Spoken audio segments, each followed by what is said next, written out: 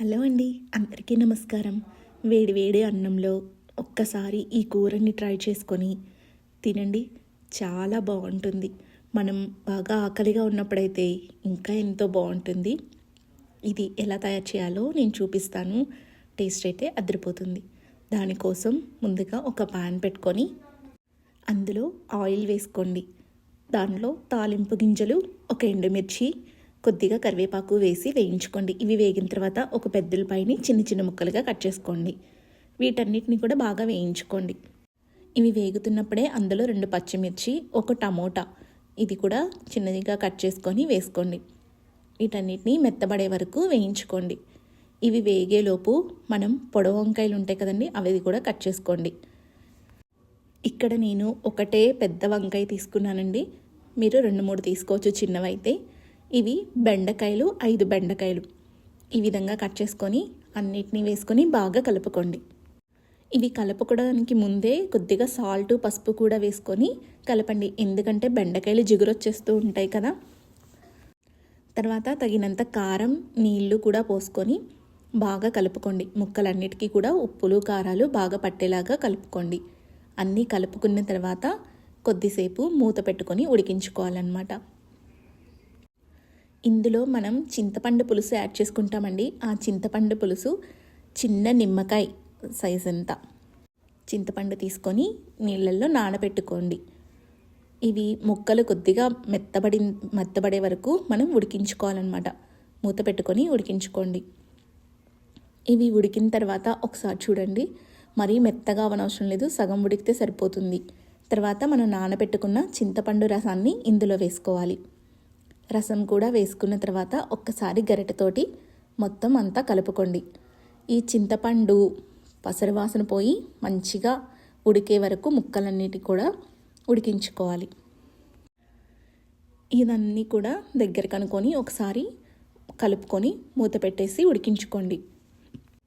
చక్కగా సైడ్స్ అంతా కూడా అంటుకునేదంతా కూడా గరిటెతోటి చక్కగా కూరలోకి కలిసేలాగా తీసి కలిపేసుకోండి. ఇలా కలుపుకున్న తర్వాత మూత పెట్టేసి ఆ వాటర్ అంతా కూడా ఇంకిపోయే వరకు ఉడికించుకోండి. చూడండి, ఈ విధంగా మరుగుతూ ఉంటుంది.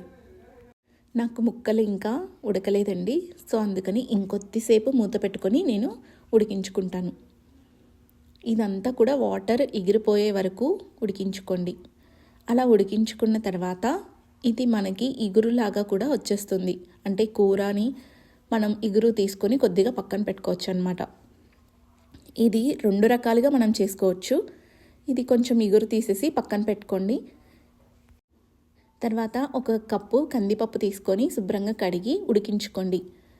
ఈ ఉడికిన పప్పుని ఇందులో వచ్చిన నీళ్ళని మనం కూర విడిగా ఉంచుకున్నాం కదా, ఆ కూరలో ఈ వాటర్ పోసేసుకోండి.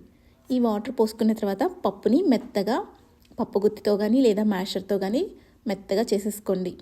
మెత్తగా అంటే మీకు ఎలా కావాలంటే అట్లా నలిపేసుకోండి. తర్వాత ఆ పప్పుని ఈ కూరలో వేసేసుకొని మీడియం ఫ్లేమ్లో పెట్టుకొని ఉడికించుకోండి. మనం ఒకేసారి 2 కూరలు చేసుకుంటున్నాం అన్నమాట.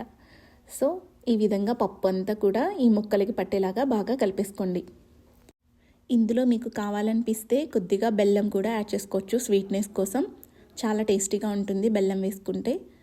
ఇందులో 1 స్పూన్ ఉప్పు సరిపోయిందో లేదో ఒకసారి చెక్ చేసుకోండి. ఎందుకంటే మనం పప్పులో ఉప్పు వేయలేదు కదా, సో అందుకని సాల్ట్ వేసుకోండి. తర్వాత ఆ కుక్కర్ గిన్నెలోనే నీళ్ళు పోసేసుకొని మీకు ఎంత కన్సిస్టెన్సీలో అయితే కావాలో అన్ని నీళ్ళు పోసుకోండి. తర్వాత ఉప్పు వేసుకోండి. ఉప్పు తర్వాత కొద్దిగా సాంబార్ పొడి కూడా వేసుకొని ఇంకొద్దిసేపు మరిగించుకోండి. 1 స్పూన్ సరిపోతుందండి సాంబార్ పొడి, ఎందుకంటే కొంచెం క్వాంటిటీయే కదా మనం కుక్ చేస్తున్నాం, సో అందుకని. ఇదంతా కూడా మూత పెట్టుకొని ఉడికించుకోండి. ఉడికిన తర్వాత చివర్లో కొద్దిగా కొత్తిమీర చల్లుకొని సర్వ్ చేసుకోవడమే. అంతే. చూసారా, ఎంతో టేస్టీగా ఉండే మనకి పప్పు కూడా తయారైపోయింది. Thanks for watching.